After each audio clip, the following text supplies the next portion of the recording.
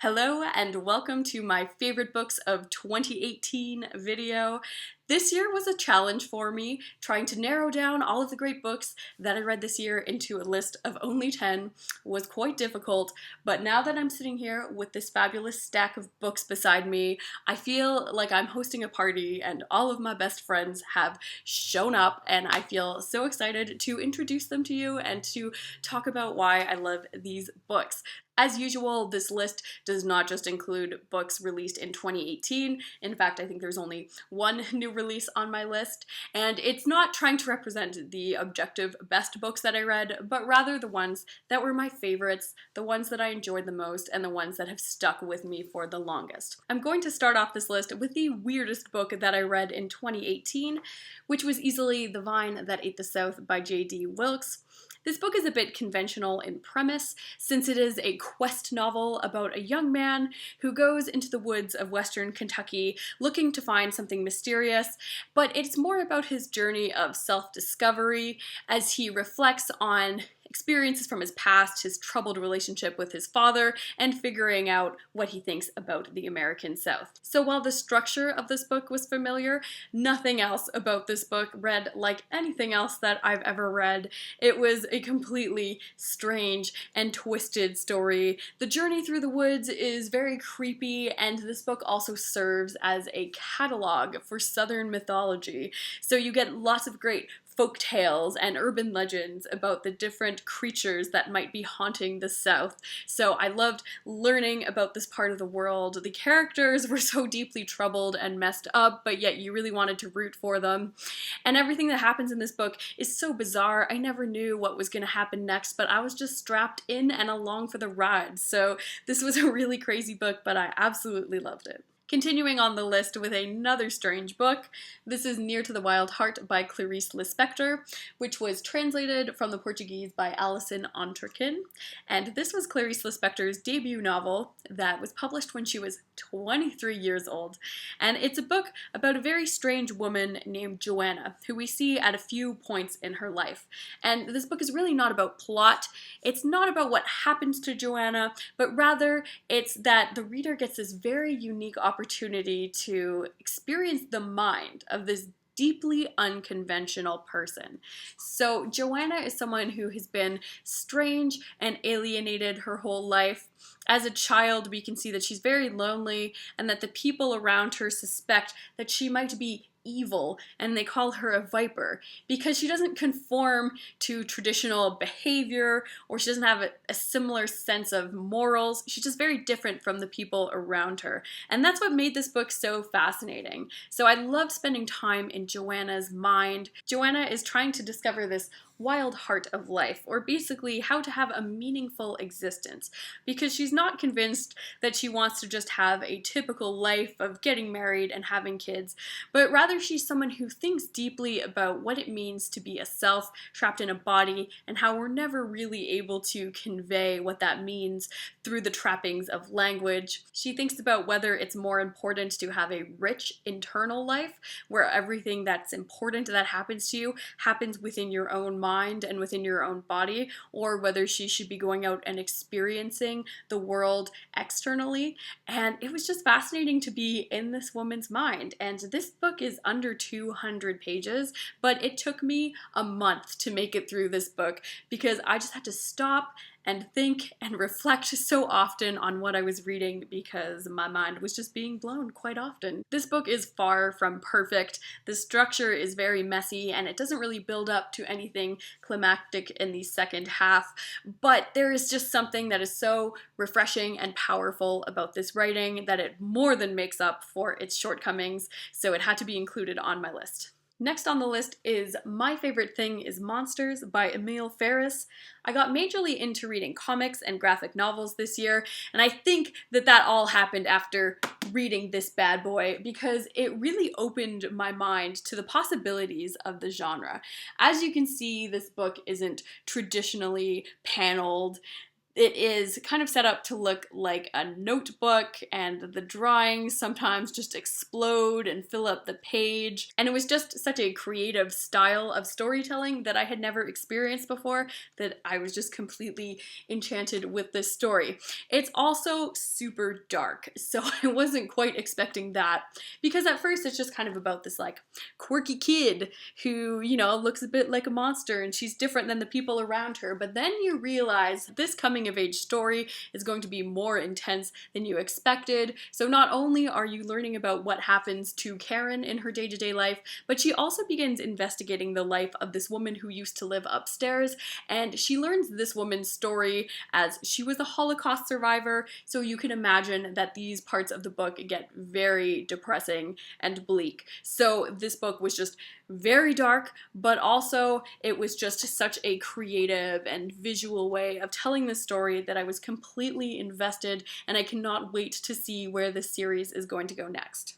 Next up is The Fortune of the Rougons by Emile Zola, which was translated from the French by Brian Nelson, and this is the first book in Zola's massive Rougon Macabre series, where he tries to explore two branches of the same family. And I had been warned that this book was a very boring start to the series, since Zola uses it as a chance to dump information on the reader about characters that are going to go on to be important later on. So I went into this one expecting to find it kind of boring, and I was just not prepared for how much fun it ended up being. Yes, it is true that there is a large section of this book that is filling in the backstory and giving us context about the characters, but I really enjoyed that section because I love family drama, so I just enjoyed learning everyone's secrets and how everyone felt about each other. So I liked that section. There are also some exciting moments, particularly in the beginning and the end of this novel, as a lot of the action in this book takes place in response to a coup d'etat that happens, so characters have to decide whether they want to join the revolt and fight against this new government, or whether they want to try to put their fortunes in the place of this new government and try to get rich from this coup. There's a lot of scheming and intrigue, especially as each character has their own motivations for trying to get rich, and they're trying to manipulate everyone around them to their own gain. So those characters were fascinating to watch, but then there were also some characters that were more pure of heart that you were rooting for. So I loved the cast of characters introduced here. This was such a great start to the series, and I am hooked. So I think that there's going to be a lot more Zola on my reading list next year. Continuing my streak with Oxford World Classics, I've got the Poetic Edda, which was translated from the Old Norse by Carolyne Larrington. So I've always been interested in Norse mythology. Apparently, if I were to be born a boy, my name might have potentially been Thor, which would have been hilarious because I would be this sad, pale, bookish child named Thor, which I love imagining. But I had never expected to enjoy it as much as I did reading these myths in their early forms. There's a cryptic quality to these poems, and sometimes it could be confusing if you felt like you were missing information, but on the other hand, it led to this haunting, otherworldly feeling. So a lot of these poems just completely sparked my imagination, and I just got swept up in the stories, especially poems like the Seeress's Prophecy, which talks about the beginnings of the world, and I really enjoyed any time that Ragnarok was described, which is basically the epic clash that leads to the death of the gods. There are some lighthearted moments in these poems as well. It's fun to get to know the personality of some of these gods. They get into some shenanigans, especially when Loki, the trickster figure, is involved. But when this book gets serious, it just gets so dark. I was so fascinated by the figure of Odin, who's kind of the father of the gods, and he spends so much of his time trying to gain knowledge, and he wants to learn about the world and what's going to happen, and what he ends up learning is pretty bleak once he realizes that the gods are going to die in a pretty terrible way. So I was quite fascinated with him as a figure, and I just enjoyed reading these so much that it just led me on a path to more Norse mythology, and I'm just so glad that I'm familiar with this world now. Moving into the top 5, I have an emotional wrecking ball of a book to talk about, and that is Stoner by John Williams. I was expecting this book to be very dry, actually. I knew that it was about this middle-aged college professor, so I just wasn't prepared to be so emotionally invested in the life of this man. This book will take you through from this man's childhood all the way to the moment of his death, and it was just so beautiful to see a life in its totality. And on the surface, this life didn't seem to be very remarkable or fantastic. You know, he was kind of a very quiet and removed man in a lot of ways. His marriage was unhappy for pretty much the whole duration, and Stoner also got into a lot of trouble with his colleagues at the university, so it didn't seem to be a particularly happy life. But then at the end of the book, you realize that it doesn't matter whether other people deem your life to be a failure or a success. What really matters is that you had the chance to live your life in the first place. And that's really what is important. What you took away from your life, those small moments where you felt very awake and connected to the world, and those sensory experience that you had, or the emotional connections with others. It's really those small things that make an important life, not the other things that you did that define who you were. So I thought that was such a beautiful message. Young Stoner in this novel falls in love with English literature, so this book does make you appreciate literature and what it can do to awaken people in order to appreciate their lives. And I had this great realization reading this book, how books are really so simple, and all they really are just words on a page, but yet somehow these words combine together to create this meaning, which then is passed on to the reader, which then creates emotional pain and tears. So I thought that was amazing that these random letters put together could create so many feelings in me. So I loved having that appreciation while reading this book. So that is why this is on the list. Whereas Stoner is a very quiet and intimate novel, the next one that I have is big and bold and so much fun. And that one is Wizard of the Crow by Ngũgĩ wa Thiong'o. This book was written in the author's native language, Gikuyu, and he translated it himself into English. And that is one of my favorite things about this book, is just how smooth it all feels. It's like you're being told a story, you're sucked in right at the beginning, and you just never want to put this book down throughout the entirety. And it is long. It's about 750 pages, just never wears out its welcome though. The story is entertaining and informative the whole way through. The book is set in a fictional free republic that is being run by a totally corrupt dictator. So this book is a satirical look on these African dictators and how corrupt they become with power, the useless cronies that they have surrounding them, and how basically globalization is used as a way to continue Western colonial control in the post-colonial era. The plot of the story really gets rolling when the dictator realizes that he has become pregnant, and he's very confused by the situation, so he starts seeing a faith healer called Wizard of the Crow, who of course is not a real wizard with powers, but instead is just an unemployed guy who started pretending to be a wizard for fun. So the story goes from there, and it's just fun and ridiculous the whole way through. This book was such a brilliant combination of oral folktale storytelling with biting political jabs and laugh out loud, hilarious moments of ridiculous insanity, and there was even a touching romance at the heart of this story. So I really feel like I hit the jackpot in finding this book. It was just such a joy to read. Looking back on it, April was actually a wild reading month for me. I finished reading Wizard of the Crow, which I absolutely loved, and then I just directly went on to read the worst book that I read this year, which I won't even mention its name, it was so bad. And then, after that, I went on and discovered one of my next favorites on this list, and that was The Slinks by Tatyana Tolstaya. This was translated from the Russian by Jamey Gambrell, and it depicts a dystopian, post-apocalyptic vision of Russia following some kind of nuclear disaster. And I never really thought that I was someone who enjoyed dystopian novels. I think that they present some very fascinating ideas, but usually dystopian societies are just not fun to read about because they're so bleak and life is so miserable. So what I appreciate about this novel is that it is still depicting a society that is incredibly bleak and depressing, but yet there is something that is so funny and strange about the society that it was just so entertaining to read about. This is almost one of those situations where everything is so horrible that you almost have no choice but to laugh.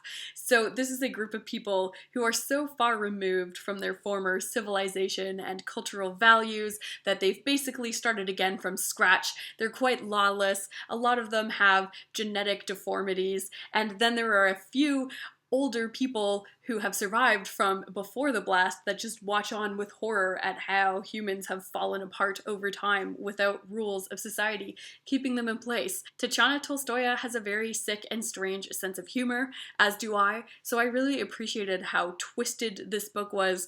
I thought it was very observant while still being very funny and very entertaining. So this book is the one on the list that I would say is the most me of all of the books, so I really enjoyed this one. The only 2018 release on my list is The Overstory by Richard Powers, and I have to say, you guys are gonna think I'm nuts, but just like holding this book again and flipping through the pages and smelling it again is just like giving me this feeling in the pit of my stomach, like I'm getting all of these like beautiful nostalgic memories. It's taking me back to that special place that this book brought me to that first time that I read it back in May. Now, maybe that weird feeling in my stomach is just hunger because I've been talking for the past little while and not eating, but I really do like to think that I'm just having like good flashbacks to my time reading this book, so we're gonna stick with that. The Overstory is a book that is all about trees. That's all you need to know about this book going into it. If you're someone who appreciates trees and the role they play in the environment and the way that they communicate to each other, to their ecosystem, and potentially to us as humans, this book explores that. It's about a web of relationships, about people whose lives are connected, and their stories and how trees have changed their lives. The writing in this book is absolutely gorgeous, especially the first 90 pages, which describes 100 years in the life of a chestnut tree, as well as the family that lives alongside this tree. And I really value the way that Richard Powers made me experience the world differently after reading this book.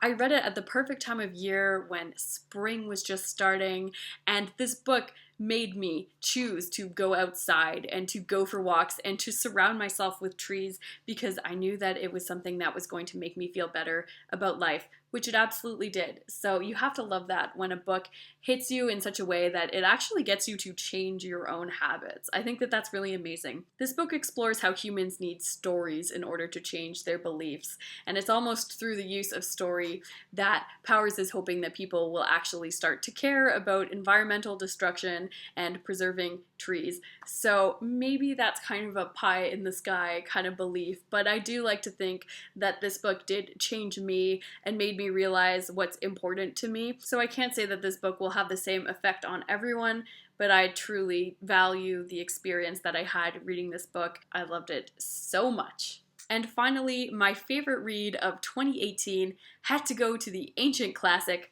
Metamorphoses by Ovid, and this was translated from the Latin by Charles Martin.